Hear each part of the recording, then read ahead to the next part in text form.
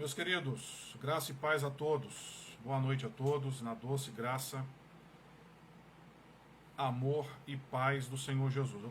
Eu dei o início a um vídeo agora, há alguns minutos atrás, e eu tive um problema aqui na internet e tive que reiniciar. Mas vamos lá, tá? Eu havia anunciado que o nosso tema de hoje seria o escândalo da cruz. E dentro desse contexto, né, do escândalo da cruz, eu quero ler com vocês um texto bíblico, e eu gostaria de deixar bem claro aos irmãos que o nosso objetivo é trazer uma mensagem bíblica, esclarecedora, de fé, motivadora, que leve você a crer de forma plena no sacrifício de Jesus Cristo, na sua morte e na sua ressurreição. Que você, colega pastor, possa olhar para a mensagem do Evangelho e não tê-la apenas como uma ferramenta de domínio do público para a autossatisfação e realização pessoal. Que você possa ter a mensagem do Evangelho como um tema central e absolutamente suficiente e essencial para a estrutura da igreja. Então vamos lá. Sem mais delongas, não é? Nós vamos dar início à nossa exposição. Leitura bíblica, 1 Coríntios, capítulo 1, do versículo 18 ao 24. 1 Coríntios, capítulo 18, do versículo 1 ao 24. Pois a mensagem da cruz é loucura para os que estão sendo destruídos, porém para nós que estamos sendo salvos é o poder de Deus. Porquanto está escrito, destruirei a sabedoria dos sábios e rejeitarei a inteligência dos homens cultos. Onde está o sábio? Onde está o homem culto? Onde está o questionador desta era? Acaso não tornou Deus completamente insensata a sabedoria deste mundo? Considerando que na sabedoria de Deus o mundo não conheceu por meio da sabedoria humana, foi do agrado de Deus salvar aos que creem por intermédio da loucura da proclamação da mensagem do Evangelho. Porque tanto judeus pedem sinais como gregos procuram sabedoria. Nós, entretanto, proclamamos a Cristo crucificado, que é motivo de escândalo para os judeus e loucura para os gentios. Todavia, para os que foram convocados, tanto judeus como gregos, Cristo é o poder de Deus e sabedoria de Deus. Então vamos lá. O conceito de loucura do Evangelho se baseia justamente no versículo 23. Primeiro, no versículo 18 fala que a mensagem do Evangelho é loucura. E no versículo 23 fala que Cristo crucificado é motivo de escândalo para os judeus. A mensagem proclamada pelos apóstolos, cujo tema é Cristo crucificado, é motivo de escândalo para os judeus e loucura para os gentios. Então, baseado dentro desses dois termos, loucura e escândalo, é que nós vamos trilhar sobre a nossa jornada hoje pela Via Dolorosa e vamos aprender um pouco a respeito de como o nosso Mestre sofreu, padeceu e ressuscitou por amor a nós, por amor a mim e a você. Então vamos lá. Nada é mais central, absolutamente nada é mais central na Bíblia do que a mensagem do Evangelho a respeito da morte e da ressurreição de Jesus. A Bíblia toda vai girar em torno de um fim de semana em Jerusalém. A Bíblia toda vai girar em torno de uma cidadezinha chamada Belém de Judeia, que foi aonde Jesus nasceu. A Bíblia toda vai girar em torno de uma outra cidadezinha chamada Nazaré da Galileia, que foi aonde Jesus cresceu e desenvolveu seu ministério.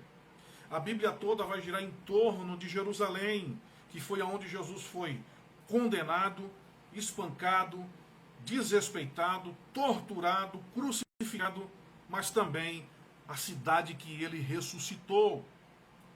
Então, em torno de tudo isso, é que eu gostaria de trazer para vocês a exposição bíblica a respeito do escândalo da cruz. Então, vamos lá. Partindo desse princípio, a exposição dos tópicos que eu quero abordar aqui hoje, são 6 tópicos. O primeiro, o homem que é zombado como rei é de fato rei dos reis. Um homem que está totalmente sem poder é de fato todo-poderoso. Terceiro, o homem que não pode salvar a si mesmo está preso na cruz para salvar os outros. Quarto, o homem que clama em total desespero confia em Deus. Quinto, um homem que disse ser a vida é aquele que morre e é sepultado. E sexto, um homem que foi zombado, um homem que foi desrespeitado, um homem que estava totalmente sem poder, que não podia salvar a si mesmo, que clamava em total desespero, em agonia, é aquele que no terceiro dia ressuscita gloriosamente. Pastor, por que o tema escândalo da cruz? Imagine comigo. Imagine você, um Deus vivo que morre e vive novamente. Segundo, um Deus que está em total ira contra nós por causa dos nossos pecados e ao mesmo tempo nos ama e morre em nosso lugar para pagar o preço pelos nossos pecados, assumindo a nossa condenação. Terceiro, imagine uma cruz que é um instrumento de punição que é aplicada por Deus no próprio Deus. É escandaloso isso, não é? Não é escandaloso? Então vem comigo. Vamos de forma expositiva, teológica, histórica e também científica mostrar o conceito do sofrimento de Jesus, a sua morte, a sua ressurreição e quais são as implicações que isso tem na minha vida e na sua vida. Vamos lá? Vamos meditar nesse processo, vamos meditar nessa gloriosa mensagem de que Cristo é de fato o nosso Senhor e Salvador. Ele está com os braços abertos nesse exato momento, querendo salvar você, querendo salvar a sua família, querendo salvar a sua casa. Então, vem comigo, vamos mergulhar nas Escrituras. Abra sua Bíblia em Mateus capítulo 27. Em Mateus capítulo 27, nós vamos ter a primeira ironia da cruz, a partir dos versículos 27 a 31. Vamos meditar? Mateus capítulo 27, do versículo 27 ao 31. Então vamos juntos, vamos meditar nesses versículos. O homem que é zombado como rei é o Rei dos reis e Senhor dos senhores. Mateus capítulo 27, do versículo 27 ao 31 está escrito. Vamos lá.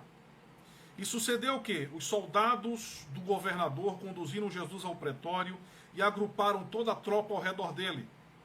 Despojaram-no de suas vestes e o cobriram com um manto vermelho vivo.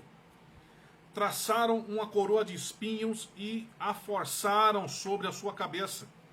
Puseram na sua mão direita um caniço e, ajoelhando-se diante dele, escarneciam dele, exclamando: Salve, salve, Rei dos judeus. Cuspiram nele e, tirando o caniço de sua mão, espancavam-lhe com ele a cabeça. Depois de haverem zombado dele, despiram-lhe o manto e o vestiram com suas próprias roupas. Em seguida, o levaram para ser crucificado. Então vamos lá.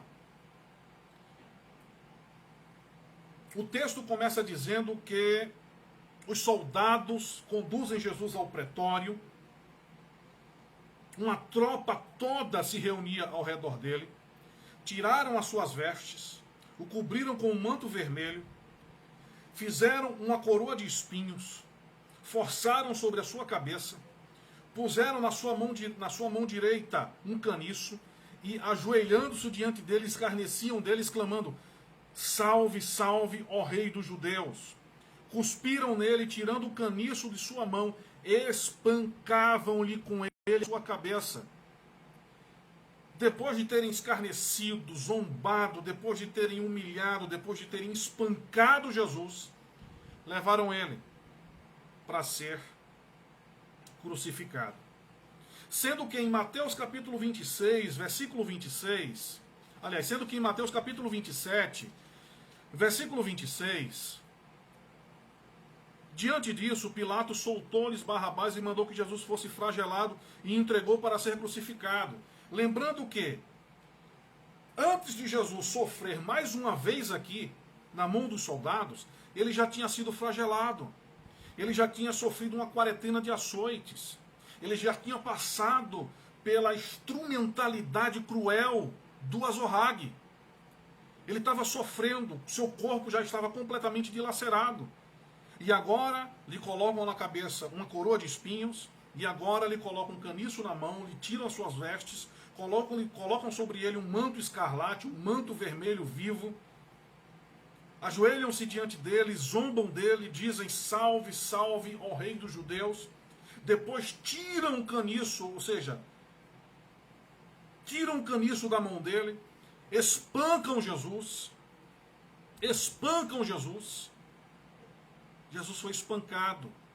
E quando o texto diz que Jesus foi espancado, está dizendo que Jesus foi espancado mesmo. Os romanos eram especialistas em tortura. Então, o homem que é zombado como rei é de fato e verdadeiramente rei. Mas alguém pode perguntar, por que Jesus não reagiu? Por que Jesus não tomou uma postura diferente? Sendo ele Deus, por que ele não tomou uma postura? Mas como disse o profeta Isaías no capítulo 53, como uma ovelha muda, ele foi levado para o matadouro, mas ele não abriu a sua boca. 700 anos antes de Cristo, o profeta já estava dizendo que Jesus sofreria calado como uma ovelha muda que é levada para ser morta pelos seus tosquiadores. Então Jesus fica calado, ele sofre, ele padece, ele sente o peso do sofrimento, do espancamento, da humilhação, por amor a mim, por amor a você. Então esse é o primeiro tópico. Isso foi um procedimento completamente fora do padrão. Eles se divertiram com Jesus, colocaram Jesus ao escárnio. Os soldados do governador se reúnem em volta de Jesus, estão tirando as suas vestes, cobrem com algum manto de escarlate, fingindo ser ele um rei, e em seguida tecem alguns cordões de espinhos de videira, cujas pontas chegavam de 15 a 20 centímetros. Os espinhos eram grandes, perfurando a cabeça do nosso mestre.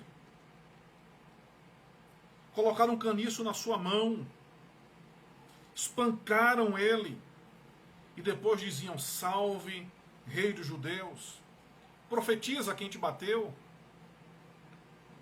Então, Jesus, como rei que era, está sendo zombado, mesmo sendo um rei. Segundo, o homem que está totalmente sem poder é o Todo-Poderoso. O homem que está totalmente sem poder é o Todo-Poderoso. Leia comigo Mateus capítulo 27, do versículo 32 ao 40. Veja o que aqui diz o texto. Assim que saíram, encontraram um homem da cidade de Cirene, chamado Simão, e o obrigaram a carregar a cruz. Chegaram a um lugar conhecido como Gólgota, que significa lugar da caveira. Deram-lhe para beber uma mistura de vinho com absinto, mas ele, depois de prová-lo, negou-se a beber. E aconteceu que, após sua crucificação, dividiram entre si as roupas que lhe pertenciam, jogando sortes, e se acomodaram ali para o vigiar. Acima da sua cabeça fixaram escrito a acusação forjada contra ele: este é Jesus, o rei dos judeus. 2 ladrões foram crucificados com ele, à sua direita e outro à sua esquerda. As pessoas que passavam lançaram-lhe impropérios, balançando a cabeça, e exclamavam: ó tu que destróis o templo e em 3 dias o reconstróis, agora salva-te a ti mesmo, desce da cruz, se és o Filho de Deus. O homem que é o Todo-Poderoso, está agora totalmente sem poder. Jesus não conseguia carregar a cruz. Alguns historiadores vão dizer que ele chegou a desmaiar diante dos ferimentos que já carregava no seu corpo. Ele já tinha sofrido uma quarentena de açoites. Essa quarentena eu vou entrar em detalhe nela daqui a pouco. Ele já tinha sofrido uma quarentena de açoites. Ele passa por um segundo espancamento, porque ele já foi espancado pelo Azorrague. E agora ele passa por um segundo espancamento, e depois de ser 2 vezes espancado, torturado, dilacerado, Jesus colocam nele o pórtico da cruz. Não a cruz em si, como se mostra nos filmes, porque os filmes eles mudam muito o contexto original da história. Mudam muito. A haste principal da cruz vertical ficava no lugar da crucificação.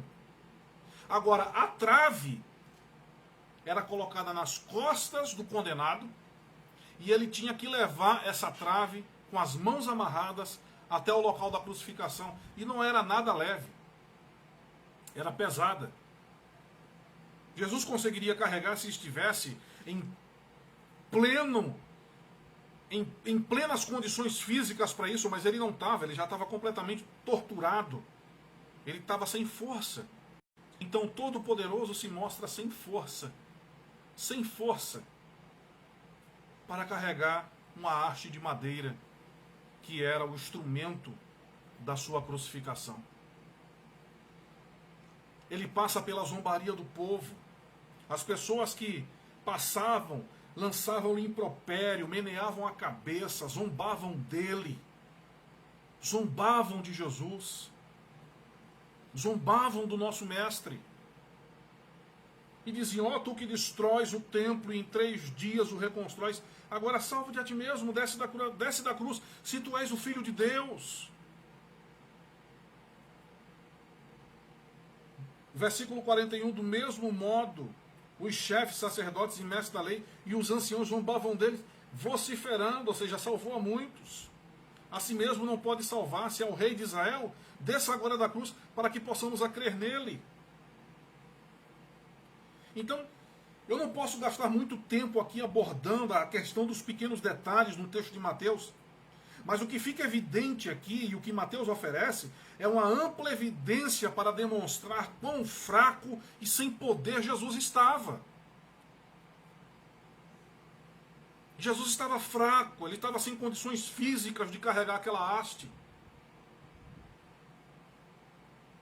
A haste horizontal da cruz, como eu já falei para vocês, a arte horizontal quem levava era o condenado. A vertical ficava no local da crucificação.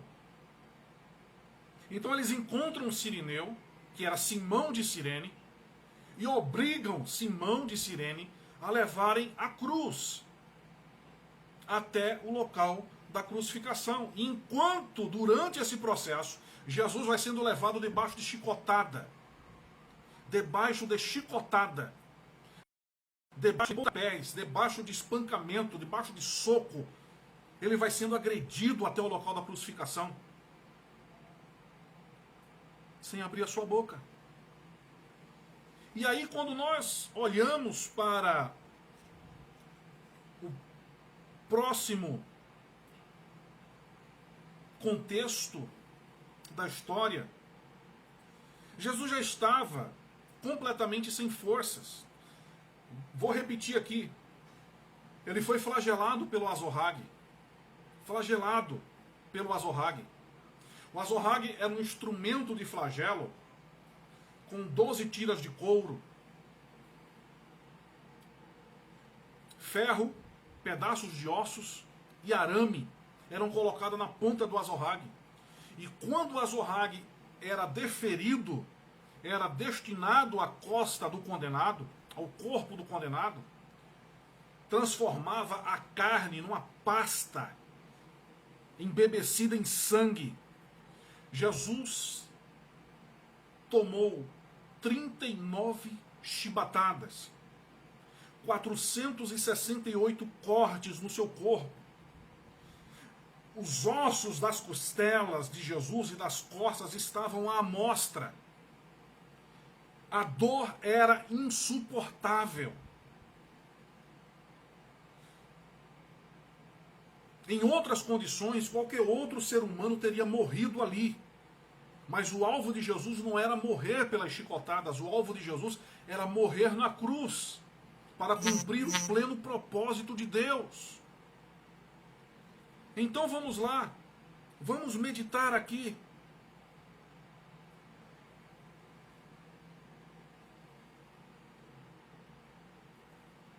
O sofrimento de Jesus nos leva a refletir sobre a grande realidade e de quão distante nós estamos hoje em dia.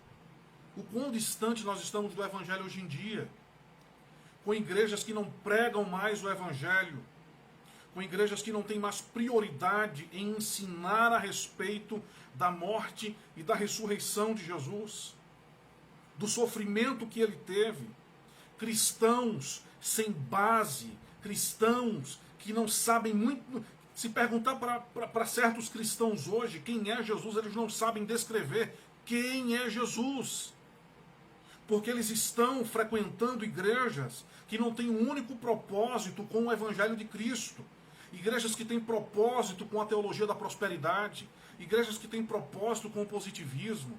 Igrejas que têm propósito com riqueza, com prosperidade, com bem-estar. Igrejas que estão comprometidas com sucesso pessoal e financeiro. Igrejas que buscam estratégias empresariais para colocar no púlpito dos seus templos no objetivo de tornar as pessoas prósperas financeiramente, mas essas pessoas não estão tendo um contato direto e exclusivo com Jesus.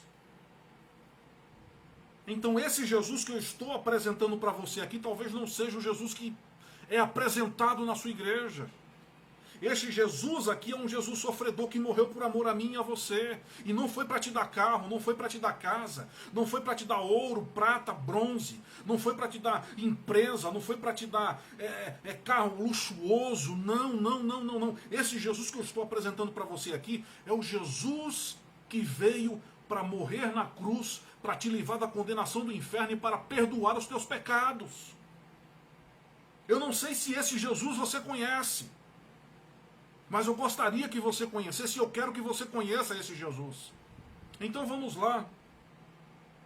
Jesus está sendo completamente envergonhado, sofrendo. É difícil imaginar uma cena bem mais idealizada para retratar a incapacidade física de Jesus. Imagina o Criador dos céus e da terra, agora como verbo encarnado, passando por esse vexame. E Jesus está passando por ele. Por amor a mim, por amor a você. Vamos para o terceiro tópico. O homem que não pode salvar a si mesmo está preso na cruz para salvar os outros. O homem que não pode salvar a si mesmo está preso na cruz para salvar os outros. Então veja o que é que diz Mateus capítulo 27, versículo 41 e 42. Mateus capítulo 27, versículo 41 e 42. Do mesmo modo, os chefes, sacerdotes e mestres da lei e os anciãos zombavam dele, vociferando, e diziam: salvou a muitos, mas a si mesmo não pôde salvar-se. É o rei de Israel? Desça agora da cruz e passaremos a crer nele.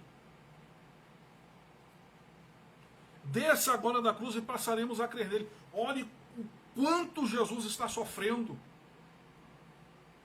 Eu não consigo entender como é que as pessoas hoje em dia, como que certas lideranças hoje em dia, não conseguem apresentar esse Jesus para a igreja. Ah, porque vai chocar. O evangelho é escândalo. O evangelho é um escândalo, gente, é loucura. E foi através do sofrimento, de derramamento de sangue de um inocente que nós recebemos a redenção. Que nós recebemos a redenção. O perdão dos nossos pecados. Tudo o que Jesus passou foi para nos religar novamente com Deus. E é uma vergonha ver hoje em dia igrejas que falam sobre tudo, menos sobre Jesus. Louvores que falam sobre tudo, menos sobre Jesus. É uma vergonha isso. Vamos continuar? A zombaria continua nos versículos 41 e 42. De igual modo, ou seja, da mesma forma que eles já vinham zombando de Jesus, eles continuaram zombando. Os principais sacerdotes, os escribas, os anciãos, os doutores da lei, estavam escarnecendo de Jesus. Eles diziam: salvou a si mesmo, salvou os outros, não pode salvar a si mesmo. Ele não é rei? Ele não é rei? Por que ele não salva a si mesmo? Para que possamos crer nele. Os chefes dos sacerdotes, os mestres da lei, os líderes religiosos, representam todos os principais grupos que compunham um sinédrio daquela época. Eles se dirigem a Jesus, mas falam na terceira pessoa, em um sussurro ensaiado para chegar aos ouvidos dele. É provável que salvou os outros, versículos 42, seja uma referência obíqua ao ministério sobrenatural de cura de Jesus. Eles estavam zombando de Jesus, dizendo: salvou os outros, ou seja, quantas pessoas ele curou? Quantas pessoas ele salvou da enfermidade, curou cegos, paralíticos andaram, coxos andaram, se levantaram, leprosos foram curados, mortos ressuscitaram, e agora ele está preso na cruz e não consegue descer. Esse homem é uma farsa, esse homem é uma falácia. Jesus está sendo zombado, Jesus está sendo criticado, Jesus está sendo desmoralizado por causa do amor que ele tem a você e a mim e à humanidade. Ele passou por tudo isso. Embora Jesus pudesse ter se salvado, ele não podia se salvar. E sabe por quê? Porque o objetivo dele era salvar os outros. Jesus tinha o poder de salvar-se a si mesmo, mas ele disse: não, eu me entrego por amor, conforme diz o Evangelho de João, capítulo 3, versículo 16, porque Deus amou o mundo de tal maneira que entregou seu Filho, para que todo aquele que nele crê não pereça, mas tenha vida eterna. Você consegue glorificar a Deus por tamanho sofrimento? Você consegue glorificar a Deus por tamanha agonia? Você consegue deixar de lado toda essa baboseira que você vem aprendendo durante todo esse tempo e olhar para esse Jesus que tem um único objetivo, que é salvar a tua vida, te livrar do inferno e te levar para o céu? Você consegue glorificar esse Jesus?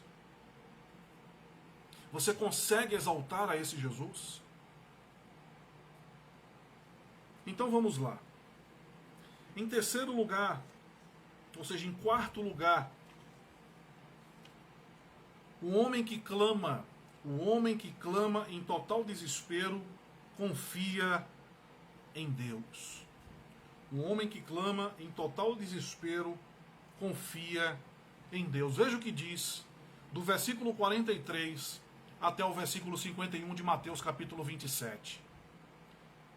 Pregou sua confiança em Deus. Em todo momento Jesus pregava que ele confiava inteiramente na vontade do Pai. Então, que Deus o salve nesse instante, se verdadeiramente por ele tem piedade, pois afirmou: sou filho de Deus. As pessoas estavam dizendo: se Jesus verdadeiramente é o Filho de Deus, é o Messias, e se verdadeiramente ele confia a sua vida inteiramente a Deus, é necessário que ele seja salvo, porque o verdadeiro Messias jamais passaria por esse vexame. O verdadeiro Messias jamais passaria por essa humilhação. Então, se ele é de fato o Filho de Deus, como disse, ele de fato é o Messias, então que ele desça da cruz, que Deus venha salvá-lo. É necessário que Deus tome uma providência para provar para nós que nós estamos errados. Mas o objetivo de Jesus não era ser o Messias que os judeus queriam. E até hoje os judeus não entenderam que o Messias já veio, e eles ainda aguardam o Messias. Então vamos continuar lendo. Igualmente o ultrajavam os ladrões, que ao seu lado haviam sido também crucificados. Agora, diante de toda a zombaria e humilhação que Jesus estava sofrendo em sua vida, sendo zombado pelos judeus, sendo zombado pelos escribas, fariseus, sendo zombado pelos romanos, Agora, os dois ladrões da cruz se unem juntos para zombar de Jesus. E eles começam a impor, a ultrajarem, a falarem coisas inapropriadas a respeito de Jesus. Eles estavam para ser crucificados também, e também passaram a zombar de Jesus.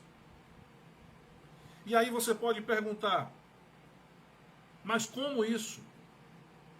Mas como isso? Eles estavam sendo completamente desrespeitosos, fazendo Jesus sentir na pele a dor, o desprezo. Agora olhem comigo, olhem comigo, olhem comigo o que aconteceu. A natureza começa a protestar. A natureza começa a protestar o que está sendo feito com um ser inocente, com um homem inocente, o que está sendo feito com o seu Criador. A própria natureza começa a se impor e começa a falar. A partir do versículo 45, então profundas trevas caíram por sobre toda a terra, do meio-dia às 3 horas da tarde daquele dia. E por volta das 3 horas da tarde, Jesus exclamou com voz forte: Eloi, Eloi, lama sabachthani, que significa meu Deus, por que me abandonaste? Mas alguns dos que ali estavam, ao ouvirem isso, comentaram: ele chama por Elias. Ele chama por Elias. Sem demora, um deles correu em busca de uma esponja, embebeu-a em vinagre, colocou-a na ponta de um caniço, ergueu até Jesus e deu-lhe a beber. Entretanto, os outros o censuravam e diziam: deixa, vejamos se Elias vem livrá-lo. Vejamos se Elias vem livrá-lo. No mesmo instante, o véu do santuário rasgou-se em 2 partes, de alto a baixo. A terra estremeceu e federam-se as rochas. Os sepulcros se abriram e os corpos de muitos santos que haviam morrido foram ressuscitados. Deixando as sepulturas, logo após a ressurreição de Jesus, entraram na cidade santa e apareceram para muitas pessoas. E apareceram para muitas pessoas. E aconteceu que o centurião e os que com ele vigiavam a Jesus, vendo o terremoto e tudo o que se passava, foram tomados de grande pavor e gritaram: é verdade, este era o Filho de Deus.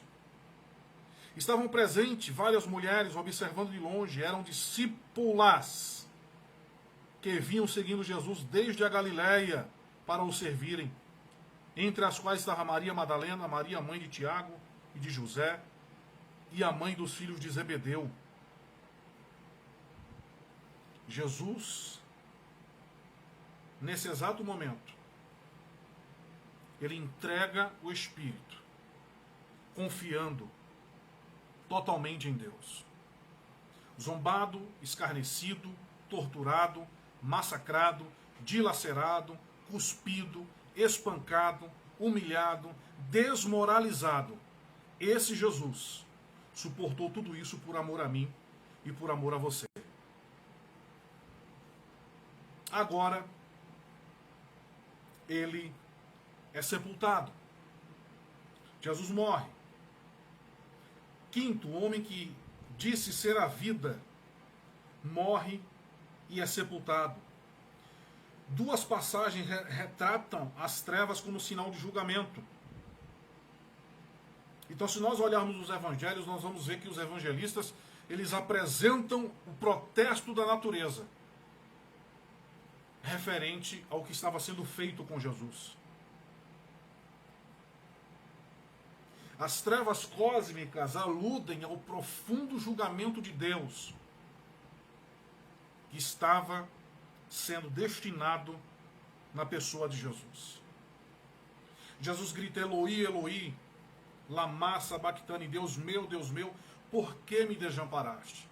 Jesus agora ele não sente apenas o desprezo dos seus discípulos, que o abandonaram e fugiram. Jesus agora não sente apenas o desprezo dos judeus, dos romanos, dos ladrões da cruz, da multidão que o acompanhava. Jesus agora sente a ausência do próprio Pai.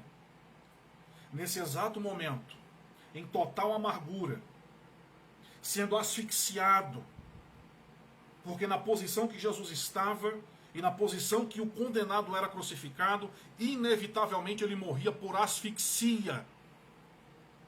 Ele tinha que ir forçando o corpo para poder respirar, e chegava um momento que ele não conseguia mais e ele era vencido pelo cansaço e ele morria de asfixia. Ele não conseguia respirar. E quem sabe no seu último momento, nas suas últimas forças, quem sabe no seu último fôlego cansado, Jesus exclama: Eli, Eli, lama sabachthani, Deus meu, por que me desamparaste? Por que me desamparaste?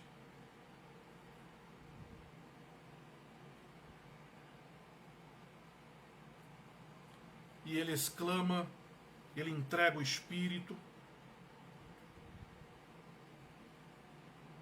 Deus está julgando o seu povo na face da terra porque não reconhecem o senhorio de Jesus, nem o seu sacrifício na cruz. Essa mensagem é para que você que é crente, essa mensagem é para que você que de repente até agora mesmo está zombando de mim, que não dá valor à palavra de Deus, que não dá valor às Escrituras, você que tem os seus próprios achismos, heréticos, diabólicos, e não reconhece Jesus Cristo como Senhor e Salvador da sua vida. Você que é crente, que diz que é crente, que diz que é pastor, e prefere oferecer palha para o seu povo comer, em vez de oferecer a verdade das Escrituras para o seu povo. Eu tenho vergonha de você. O julgamento de Deus virá sobre a sua vida, porque você está negando ao povo a verdade do Evangelho. Está pregando para o povo um Jesus que não existe em lugar nenhum, só na fantasiosa mente carente de conhecimento que você tem. Então Jesus entrega o Espírito, Jesus está sofrendo, ele entrega o Espírito. O julgamento de Deus cai sobre ele. O julgamento de Deus cai diretamente sobre ele. O pecado da humanidade agora está sobre Jesus. Jesus entrega o Espírito. Jesus andou sobre as águas, multiplicou pães, ressuscitou mortos, curou enfermos, fez cego enxergar. Ele tinha uma multidão que o seguia em busca de milagre, em busca daquilo que ele tinha a capacidade de oferecer. Mas na hora que ele estava sendo crucificado, ninguém quis ficar ao lado de Jesus. Todos o abandonaram. E quando Jesus fala em um sermão muito duro, aquele que não come da minha carne, aquele que não bebe do meu sangue, não é digno de mim, muitos o abandonaram. Até o apóstolo Pedro ficou estarrecido com tamanha dureza do sermão. E chegou em Jesus e falou: mestre, dura é este sermão, muitos estão te abandonando. E Jesus diz: quereis e vós também? Ao que naquele momento Pedro entendeu e disse: para quem iremos nós? Somente o Senhor tem palavras de vida eterna.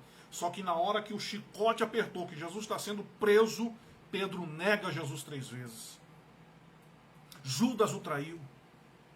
Até João, aquele a quem Jesus amava, não teve atitude de estar ao lado dele. Jesus entrega o Espírito, o véu do templo se rasga, Jesus morre. E aqui tem um fator científico. Alguns céticos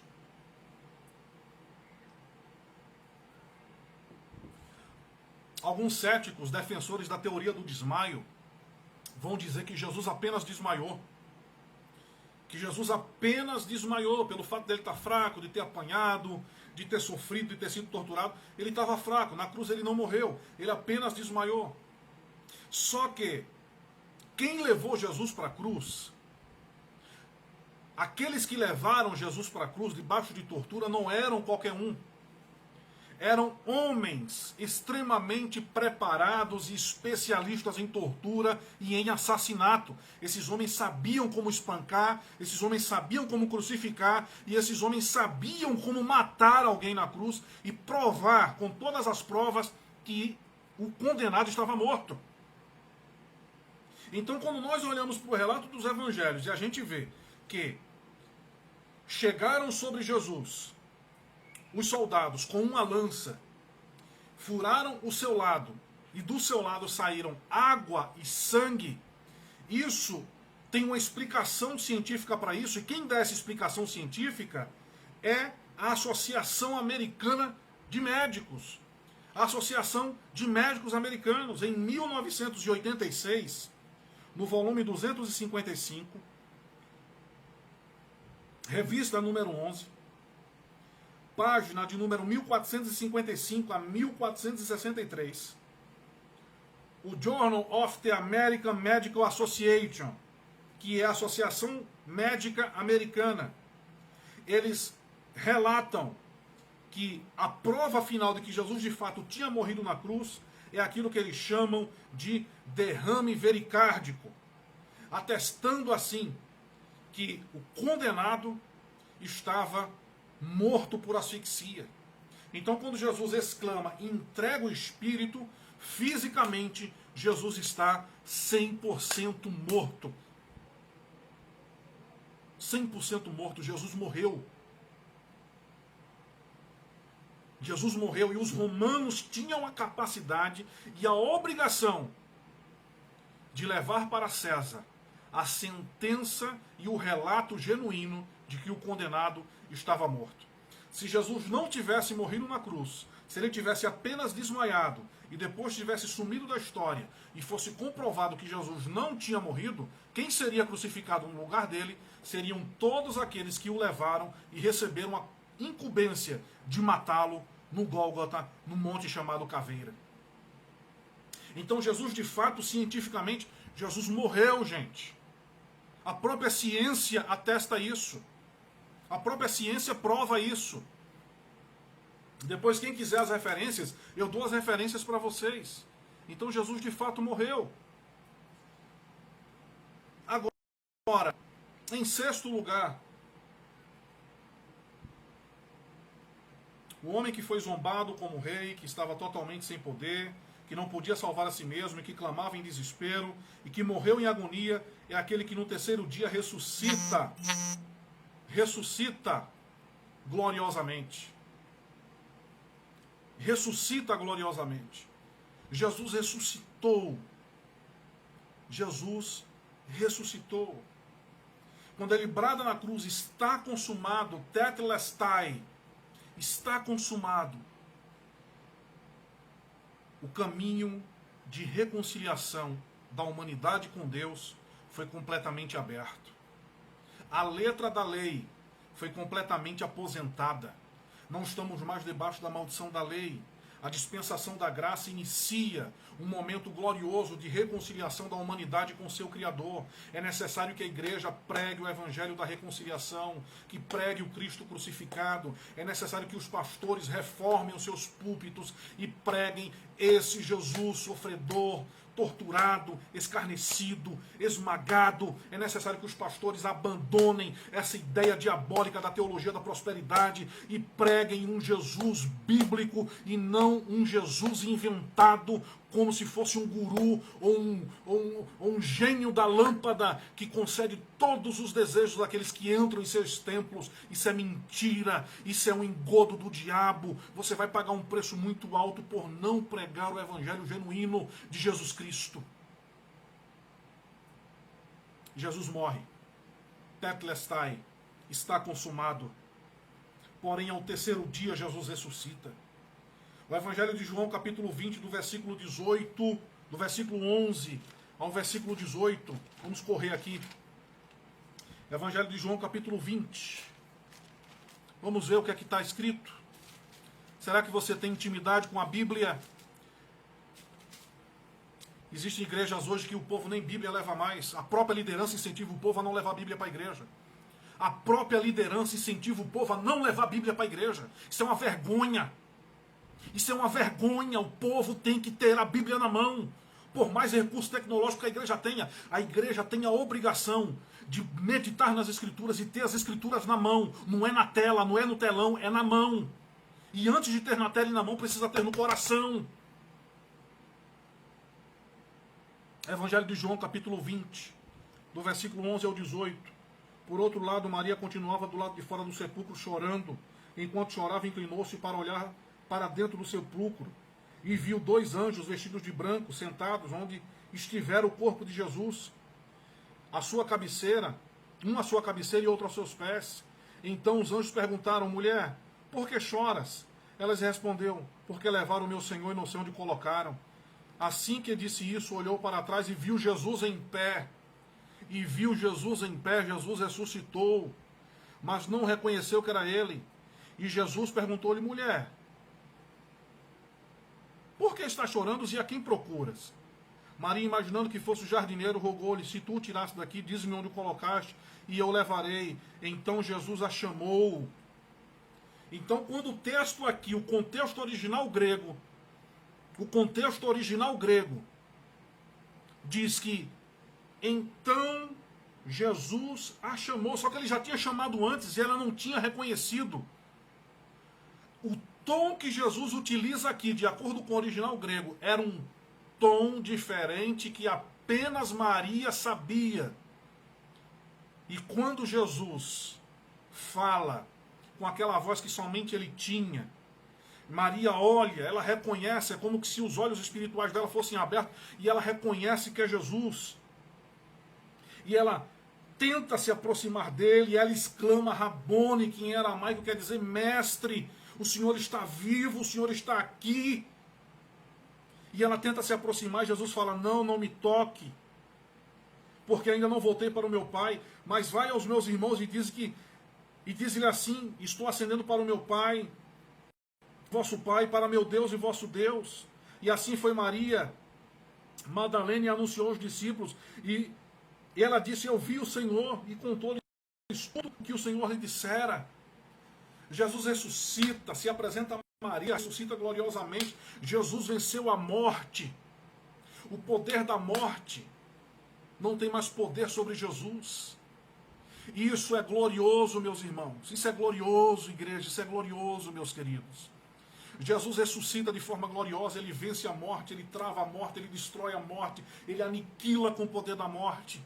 A morte não tem mais poder sobre a minha vida e sobre a sua vida. A morte na minha vida e na sua vida só pode cumprir o propósito de Deus. A morte para o cristão é apenas mudança de endereço. A morte jamais pode dizer para um cristão: vou te matar. Não. A morte para o cristão, ela tem que dizer a mesma coisa que ela disse para Jesus: não tenho poder sobre você. Jesus ressuscita. A morte agora só tem o poder de nos transferir de endereço desse templo de carne para uma sepultura, mas em breve para uma ressurreição, enquanto o nosso corpo será consolado eternamente com o Senhor nos ares, com o Senhor nos céus. Essa é a esperança da igreja. E para confirmar